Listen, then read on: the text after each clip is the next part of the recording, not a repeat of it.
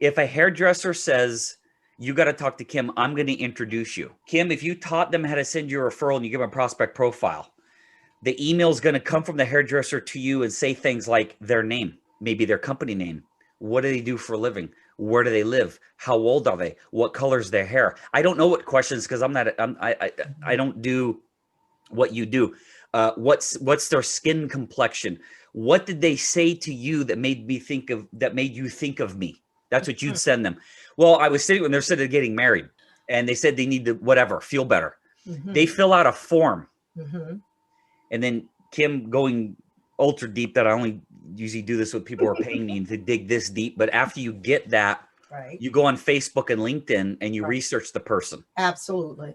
So I had a call with a mortgage real estate broker yesterday who could buy in. He could take my net worth and burn it and not miss it. Way more successful than me. Well, I didn't know it until about a half an hour before we talked. I went on Facebook and LinkedIn. I did recon on the person that was interviewing me for a huge project. His birthday was Sunday, and this was yesterday. So he gets on, hey, Rick, I saw your YouTube videos. I got to get to know more about you. Tell me about you. And I said, no. I said, step one, happy birthday, because I noticed your birthday was yesterday. He almost fell off the floor. I fell off the chair onto the floor. He couldn't believe that he asked me about myself and I wouldn't tell him until I first wished him happy birthday. Yes. That's called building trust and rapport. So if I do that, and then what 99% of all people do, oh my God, you know someone who needs makeup and a massage, let me get them on the phone right now and schedule. When you advertise, you're commoditized. People only care about price.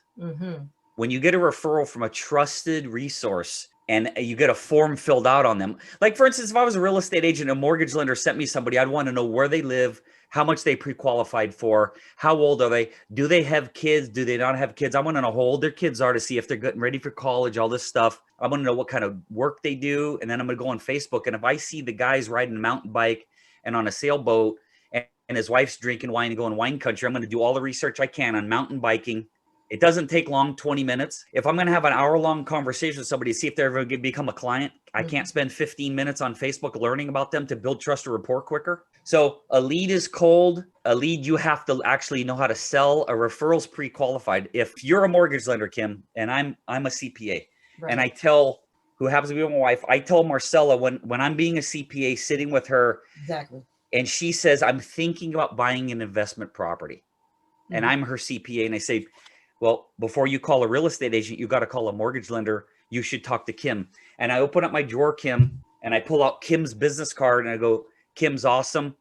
I'm going to email her and let her know you'll be contacting her. And then I contact you, Kim, and I go, this is who they are. This is give or take how much they make per year. This is what they're interested in. They said, I've been renting. I think it's time to buy, but I don't know what I can qualify for. If I send all of that to you, that's a referral. So that's a referral. The other way a referral, like I had a client yesterday and she called me up and she says, hey, Kim, I actually am going to be sending my client Linda to you. Actually, I want to schedule a massage for her. I want to bless her with a massage.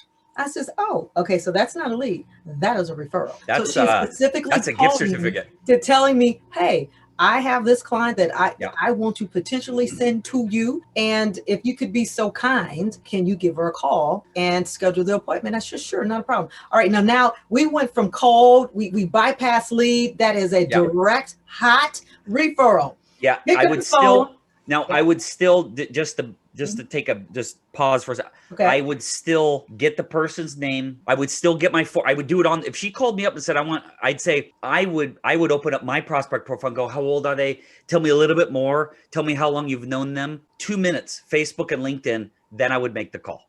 I would just go one step farther because I want to build so much trust reports, not only because I just want to get them in, Kim, because that deal's done. She's paying for it. That client's coming in. But what I want to do now is I want to build trust and rapport with the person you're about to call because I want to get referrals from them. I love that, Rick. I love that. We're going to pause that for 60 seconds. I love that. Let's circle back. Let's circle back because you're helping the beauty industry. Let's say the beauty industry. The beauty industry really needs help right now. I've done a lot of work with beauticians. We really need the beauty industry, not just hair people. We need massage. We need makeup artists. We need the esthetician. We need the beauty industry. We need your help because we've been out and closed for a year.